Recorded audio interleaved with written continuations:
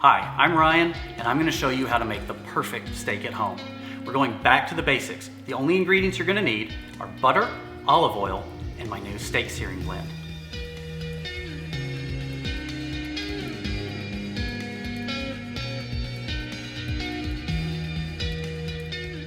All right, so when I'm cooking a steak, I like a New York strip. I found that they're nice and thick, don't have too much fat, but you get a large slab of meat in there. Now to season it, all we're gonna use steak searing blend. You're only gonna need one bottle for this. So I season heavily on both sides. I like coarse ground. So if it looks like I'm over seasoning it, just realize as soon as you put this steak in the skillet where I'm gonna be cooking it, you're gonna lose a lot of that seasoning in the pan, okay? You're gonna get a lot of pepper, salt, those are your main ingredients, and a little bit of thyme, rosemary, and garlic in the perfect proportions. I like to press it in. We're not pounding it out, just making sure it kind of sticks in a little bit. Flip, we're gonna season the other side as well. When this thing is seared, we're gonna have a nice, almost crust of pepper, some of these other aromatic herbs, and then scrape and push in some of the other seasonings that are on the cutting board. Nothing goes to waste. I'm using a small electric burner, which I'm gonna turn to high. This might be something like equivalent to about 80% on a gas burner. I'm using a 9-inch iron skillet, and I'm putting a touch of olive oil in, maybe 1 to 2 tablespoons worth of olive oil, and kind of rolling it around in the pan, but as it heats up, it's gonna spread itself out. While the skillet's heating up, this is a good time to mention, the steak should be at room temperature before you start cooking. If it's coming out of the refrigerator, let it set out for 20, even 30 minutes. You want it to be totally room temperature. If you're coming straight from the store and you're gonna cook it immediately, don't even put it in the refrigerator.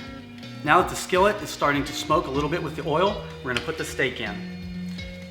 I'm laying it away from me. You hear the sizzle? I'm gonna start a 2-minute timer. We're gonna cook 2 minutes on each side to sear, and then it's gonna be 1 minute on each side, and the steak's gonna rest, and it's gonna be perfect. This is a cheap grease catcher, and it works great when you have a really hot skillet that's splattering some grease. Simply rest it over, it catches the splatter.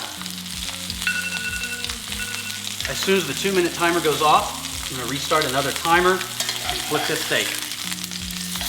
With any luck, you should be seeing that sear come in right there. Another 2 minutes.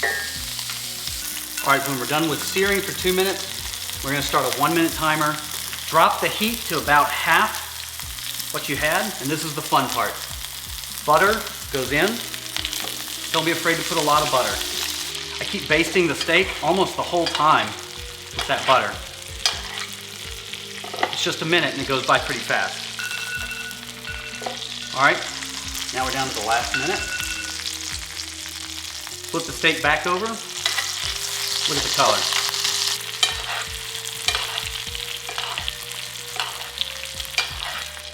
So now I'm done. You turn the burner all the way off. I'm gonna plate the steak. Now don't let all this juice go to waste. Cover that on the top of the steak because it's still cooking. And let the steak rest before we slice into it. After your steak is done cooking and you've let it rest without cutting into it for about 5 minutes, it's time to see the magic.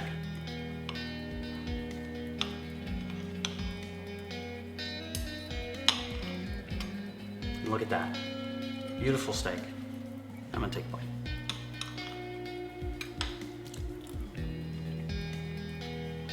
Wonderful. These are the cook times I like to use. It's as simple as searing for 2 minutes on each side and then cooking for 1 minute on each side. You can add or subtract 30 seconds from this cook phase if you want yours more or less done. There you have it, a delicious steak at home with just 3 simple ingredients and only 1 seasoning.